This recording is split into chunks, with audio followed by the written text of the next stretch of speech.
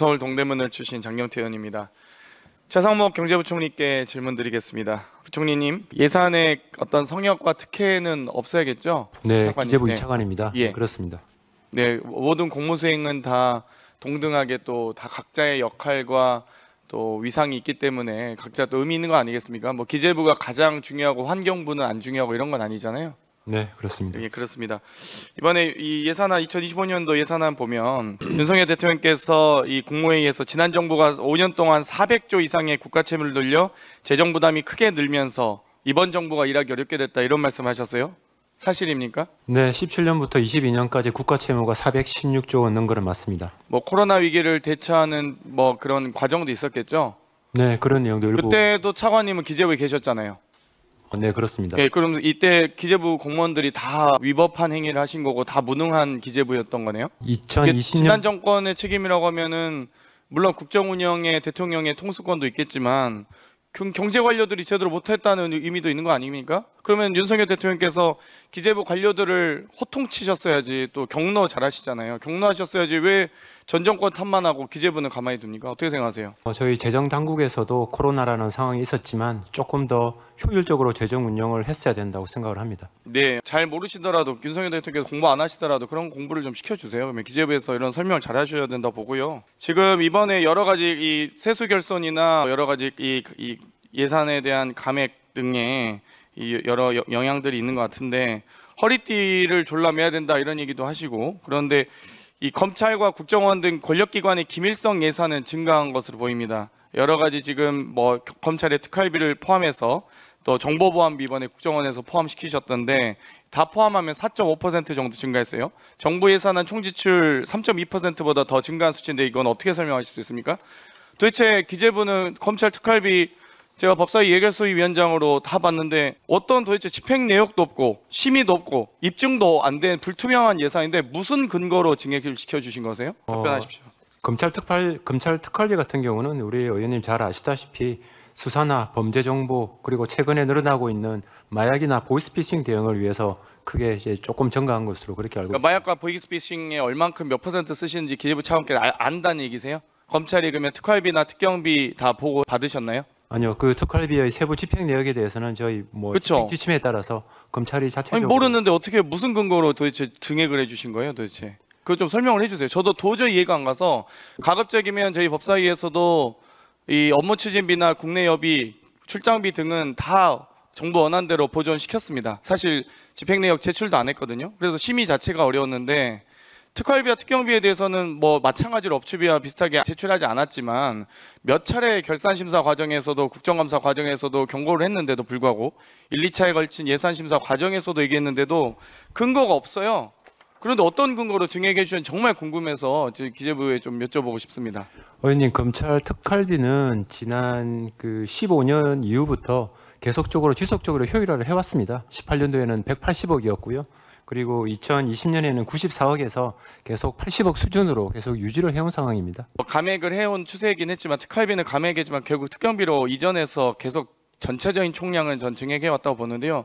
예를 들면 감사원도 22년까지 1억 원 정도 쓰던 택시비를 4억 5천이나 쓰고 있습니다. 심지어 국내여비 출장비에서 1억 1천만 원 전용시켜서 5억 6천이나 썼어요. 그 출발지도 가관이었습니다.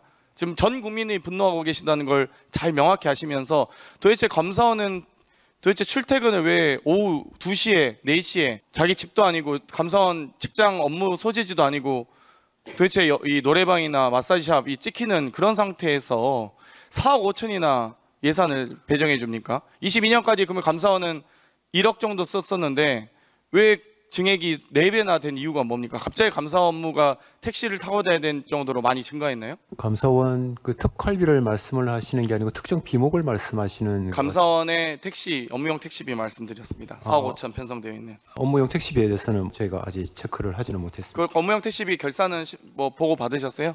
기재부에 제출했던가요? 아니요, 뭐 업무용 택시비 사용이라는 게 아마 전체적으로 수용 비목에 다 포함이 되어 있는 것 같은데요. 네. 그것까지 저희가 뽑아내서 확인하지를 못했습니다.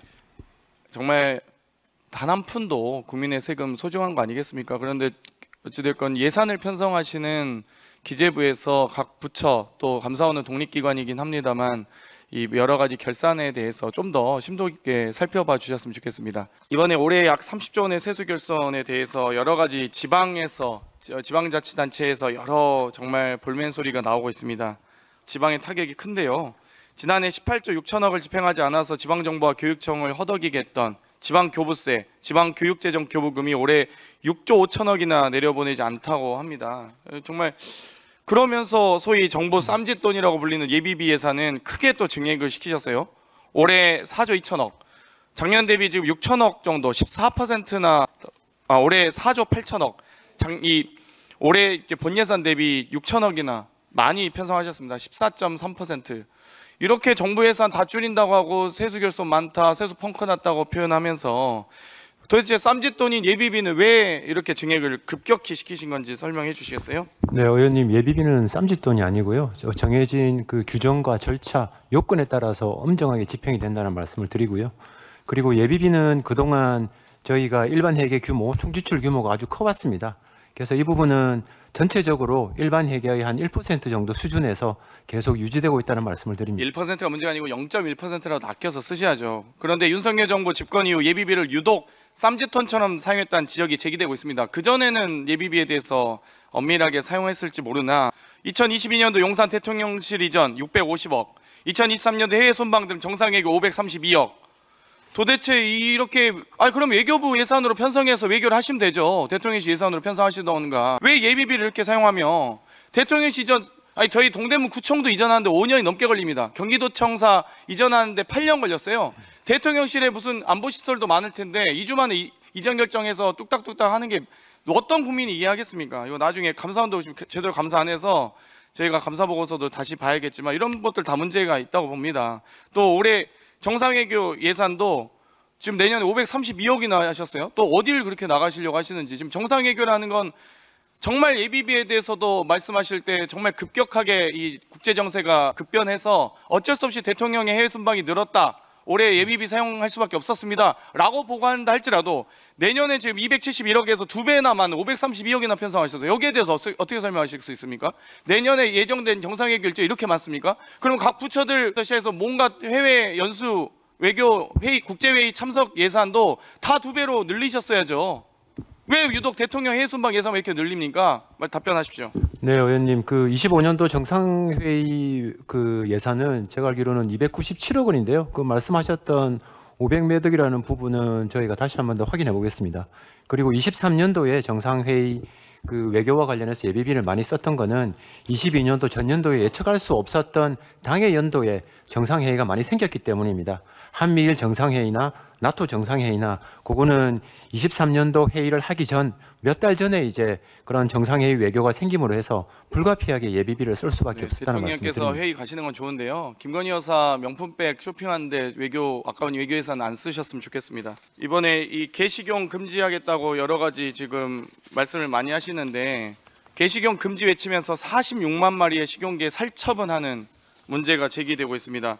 여러 가지 개식용 금지에 대해서는 당연히 국가 이미지 개선 등의 의미가 있다고 보는데요. 여기에 대해서 지금 예산을 얼마나 편성하신지 혹시 차관님 알고 계십니까? 네, 550억 반영되어 있습니다. 그러면 이 부분에 대해서 다 그러면 지금 물론 개식용을 금지하는 예산은 그 개식용을 금지하는 국가 정책은 의미 있지만 이걸 그러면 다 그렇다고 해서 개를 보호하기 위해서 개식용을 금지하는 것이지 반려동물로서 저희가 존중하는 의미인 거지. 그러면 이렇게 46만 마리 살처분한 계획에 대해서는 알고 계십니까? 지금 저희가 예산을 반영한 거는 개를 기르고 있는 그 육견 업체들에 대한 폐업 지원금을 지원하기 위한 차원에서 예산을 반영을 한 겁니다. 어떤 기준으로 반영하고 계시죠? 지원 기준 말씀해 주시죠. 예, 첫 해에 그런 개식용을 금지하게 되면은 그 두당 60만 원, 그리고 마지막 해 하게 되면은 그 기본적인 30만 원에서 한 75% 정도, 그렇게 22만 5천 원, 그렇게 예산을 반영을 했습니다. 지금 지원 기준을 사용 마리수 곱하기 폐업 시기별 지원 단가 곱하기 주종률로 하시잖아요. 그런데 네. 개식용 종시법에 마리당 지원금을 지급하는 규정이 있습니까? 마리당 금액은 없고요. 11조에 폐업 등에 필요한 지원을 하해야 한다, 이렇게 규정되어 있습니다. 그러니까 법에도 없는 지원금을 지금 위해서 내년 예산안만 1,095억, 3년 추산 약 3천억 정도 되더라고요. 물론 개식용 사육 농가를 점진적으로 줄여가는 것도 중요하지만 또 이렇게 급진적으로 없앨 수 있는 건지, 아니 식용개라고 하더라도 그렇게 길러졌다 할지라도 개의 수명도 있는 거잖아요. 그러면 저희가 이 반려동물을 보호하기 위해서 이 정책을 하는데 이렇게 막 다 살처분하라, 마리당 지원을 줄 테니 다 줄여라 이러면 이게 무슨 보호 정책이에요? 그러니까 이 어떤 동물 인지적 감수성이나 이런 부분들이 전혀 없는 정책입니다. 정말 그냥 예산 줄 테니 빨리빨리 처리해라 이거 말고는 무슨 의미가 있습니까? 그러니까 오히려 동물보호단체에서도 이렇게 정부가 정책을 급격히 추진하면 차라리 보호할 수 있는 예산 하다못해 개 사료값이라도 지원을 하던지요. 아니 개가 수명이 있는데 그럼 바로 다 이렇게 줄여라고만 하면 다 죽이라는 얘기 아닙니까? 그러니까 정책에도 정말 좀 더 이 배려심이나 감수성 있게 좀 해주셨으면 좋겠다는 생각이 드는데 어떻게 생각하세요? 네, 그 의원님 지적하신 부분과 관련해서는 어떤 보호 관리 비용으로 전체 총 사업비 한 90억 정도가 반영이 되어 있습니다. 네, 좀 더 근데 부족하다고 턱없이 부족하다고 합니다. 46마리 다 키우려면은 뭐 물론 키우는 사람 입장에서 다르겠지만 그 부분은 좀 신경을 써주셨으면 좋겠습니다. 고생하셨습니다. 박상우 국토부 장관께 질문드리겠습니다. 네.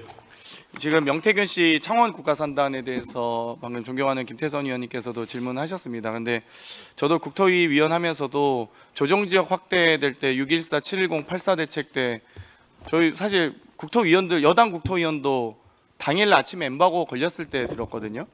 그런데 이거를 이렇게 막 이 하루 전에 현수막을 제작한다든지 40여일 전에 2달여 전에 뭐 어디가 된다 대비다 이런 이야기를 보좌진 선에서 혹은 보좌진도 아닌 명태균 씨 같은 사람들이 할 수 있나요? 그러니까 어떻게 알게 된지 그 전후 과정에 대해서 혹시 아까 뭐 언론을 통해서 접하셨다고 했는데 물론 장관 부임 이전일 수도 있습니다만 거기에 대해서 진상 정도는 파악하셔야 되지 않을까 싶은데 어떻게 생각하세요? 예, 일단 그 오전 질의에 이어서 저희가 할 수 있는 내용은 파악을 하고 있습니다만은 일단 이 단계가 지자체에서 후보지를 자기들이 자체적으로 발굴 선정하는 단계가 있고 그다음에 그게 이제 저희 중앙부처인 저희 국토부로 신청이 들어오면 관계부처 협의를 거쳐서 그거를 그대로 후보지로 해서 올릴 수도 있고 안 그러면 저 농지라든지 다른 환경 생태 지역이라든지 이런 게 있으면 반려를 하면 그걸 다시 또 조정하는 절차를 거쳐서 선정 단계 2가지 단계가 있습니다. 그래서 아마 저희가 지금 공식적으로 확인해 드릴 수 있는 거는 마지막에 산업입지정책심의위원회에 18개 후보지가 최종 올라왔었는데요. 그때 그중에서 4개가 마지막 떨어지고 14개가 선정이 됐습니다. 이 선정된 후보지에 대해서는 그 다음 날이 이제 그 국가산업입지심의위원회라고 공식 확정되는 절차가 있습니다. 그 전에 평가위원회고요. 그 전날 하루 정도 주고 통보를 해줍니다. 당신네 후보지가 선정이 되었다. 그러니까 바로 이제 이 토지 거래 허가 구역이라는 것을 투기 방지 장치를 같이 걸어야 됩니다.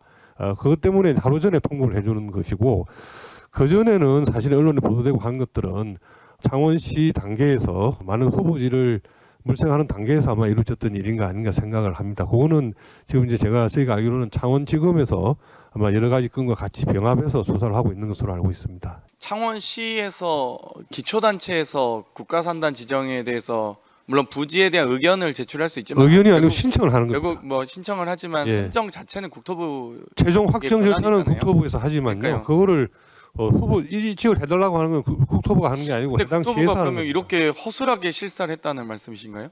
그건 아니겠죠. 실사는 그 사실은 이제 전문가들이 갈 수도 있고 안 갈 수도 있는데 전문가들이 지자체에서 신청한 후보지에 대해서 현장 확인한 절차가 반드시 있어야 안 되겠습니까? 그러면 대통령께서 3월 15일에 비상경제대책에서 확정하기 시기 전에 그러면 2023년 1월 5일에 농림부에서 해당 부지 용도 변경 불허한 사실은 알고 계시죠?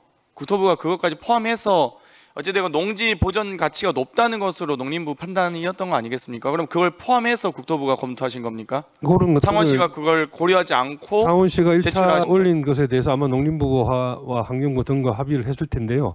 그 협의 과정에서 아마 관계부처에서 이 부적절하다 의견이 나오면 저희가 창원시에 다시 돌려보냅니다. 이것은 관계부처에서 반대를 하니까 다른 후보지를 찾거나 경계를 좀 조정하시오라고 이렇게 해서 돌려보내면 그 과정에서 창원시에서 다시 또 다른 후보지를 찾거나 구역 조정을 하는 것이 통상의 절차입니다. 그런데 이 과정에서는 사실은 이런 그 토지 개발 사업은 여러분이 또 걱정하시지만 정보 누설이라든지 투기 우려가 있기 때문에 철저하게 대비로 취급을 하는 것이고 지금 언론에 보도된 사항도 제가 알고 있기로는 창원시에서는 일체 민간인이 개입한 바가 없다라고 공식적으로 지금 그러니까요. 장관님 부인을 하고 설명대로가 그게 상식적이죠. 예, 그러니까 예, 저도 예. 지금 아직도 기억나는 게 6.14 대책 발표할 때 조정지역 확대될 때 여당 국회의원들도 몰랐다니까. 그래가지고 오히려 뭐 의원님들이 너무 우리한테까지 이렇게까지 보안을 철저하게 하느냐라고 볼멘소리 할 정도였는데, 아니 7.10 대책 나올 때도 그때 여러 이 증세 그 여러 세수에 대한 이유 그 증가할 때도 다 그거 다 비밀로 하고 다 공개도 안 했는데 어떻게 국가산단 절차를 이렇게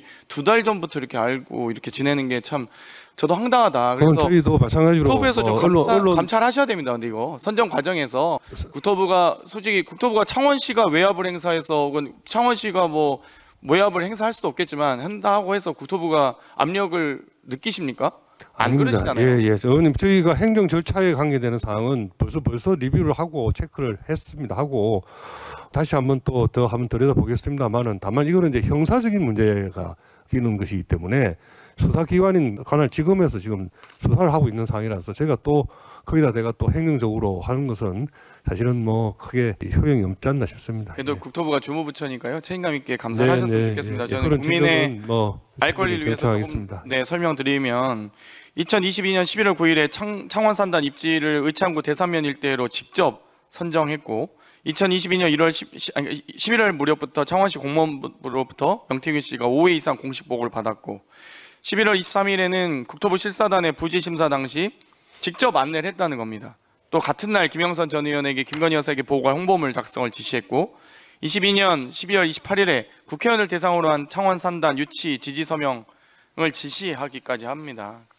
여러 가지 1월 9일 창원 산단의 최종 부지 경계를 조정하는 과정에서까지도 명태균 씨가 상당히 영향력 행사하고 있고 실제 이 부분도 지금 창원지검에서 물론 수사하고 있지만 여기에 대해서 좀 면밀하게 관계부처 장관으로서 실사 과정, 부지 선정 과정 하나하나 꼼꼼히 좀 따져 보아 주셨으면 좋겠습니다. 예, 관련된 문건이 조구받은 것들 이런 것들 다 확인을 하고요. 참고로 근데 창원시에서는 10월 25일자에 방금 의원님께서 이야기하신 내용을 일체를 다 부인하는 해명 자료를 배포한 바가 있습니다. 이런 내용도 저희가 행정적으로 필요한 사항들은 다시 한번 점검을 해보도록 하겠습니다. 원래 진술은 번복되는 거죠. 원래 지금 해당 당시 2022년에 그 당시에 녹취가 사실상 증거 능력을 보나 사실 신빙성이 높지 지금 검찰 가서 진술한 거야 뭐 당연히 본인이 면죄부 받기 위해서 노력하는 것 아니겠습니까?